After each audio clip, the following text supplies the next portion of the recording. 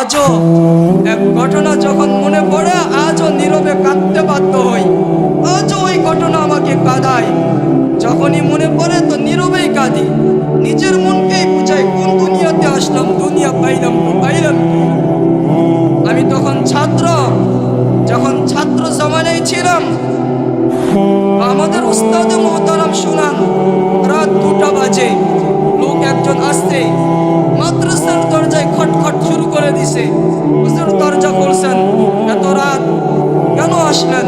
বলে হুজুর আব্বা নাই, আব্বা মারা গেছে, কি করতে হবে?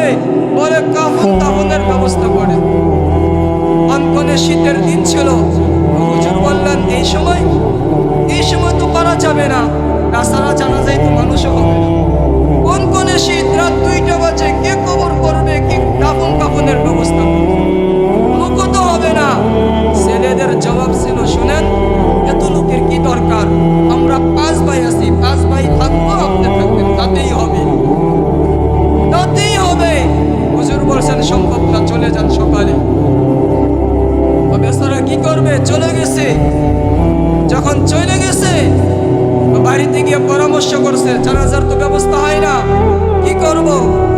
মাকে গিয়ে বলছে, আম্মু সারাটা জীবন আমার আব্বা তোমার সাথেই ছিল, দেখতাম একই বিছানায় ঘুমাইতো।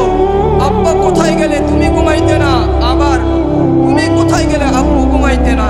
সারা জীবন তো বাপকে নিয়েই কাটিয়ে দিলে, আজকের রাতটা অন্তত পক্ষে তোমার সাথে তোমার বিছানায় রাখো, তোমার রুমে রাখো।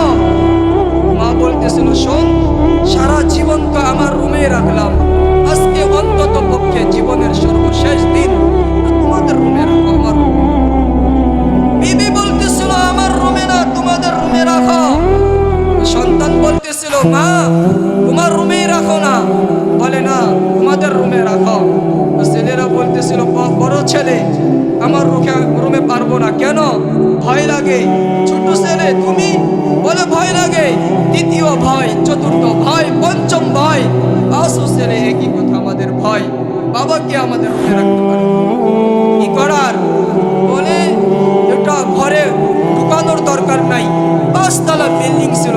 আজও যখন ঢাকায় যাই বিল্ডিং চোখের সামনে পড়ে, আর মনে পড়ে, আজও চোখের নজরের সামনে পড়ে। পরিচয় আমি দিব না, পরিচয় দিতে চাইতেছি না। ছেলেরা বলছে যে ওটা মরা লাশ, ভিতরে আনার কি দরকার, বাইরেই রেখা দাও। বাইরেই রেখা দিছে। কনকনে শীত ছিল। দারোয়ানকে বলছে, ও মিয়া আজকে তোমার দারোয়ানগিরির কাজ হলো আমার বাবার লাশটা পাহারা, তুমি আমার বাবার লাশটা পাহারা দিবে। দারোয়ান বলছে আচ্ছা ঠিক আছে। দারোয়ান তো দারোয়ানই, এই কথা বইলা বলছে ঠিক আছে। ছেলেরা ঘুমায়া গেছে, বিবি ঘুমায়া গেছে, দারোয়ান চেয়ারে বসছে, পুরুষল তো ক্লান্ত, ও ঘুমায়া গেছে। যখন দারোয়ান ঘুমায়া গেছে, সকালবেলা মুসল্লিরা নামাজ পড়তে যাইতেছিল। ও ঢাকা শহর তো পুকুর কম না, রাস্তার পাশেই ছিল তার বাড়ি, তো শহরে তার বাড়ি রাস্তার পাশেই। দারোয়ান ঘুমাইয়াছিল। সকালবেলা মুসল্লিরা নামাজ পড়ে যাইতেছিল।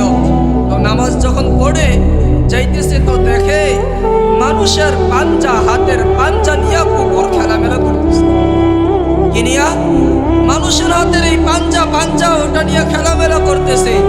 সবাই অবাক হয়ে গেছে, কি মানুষের হাতের পাঞ্জা আসলো কোত্থেকে?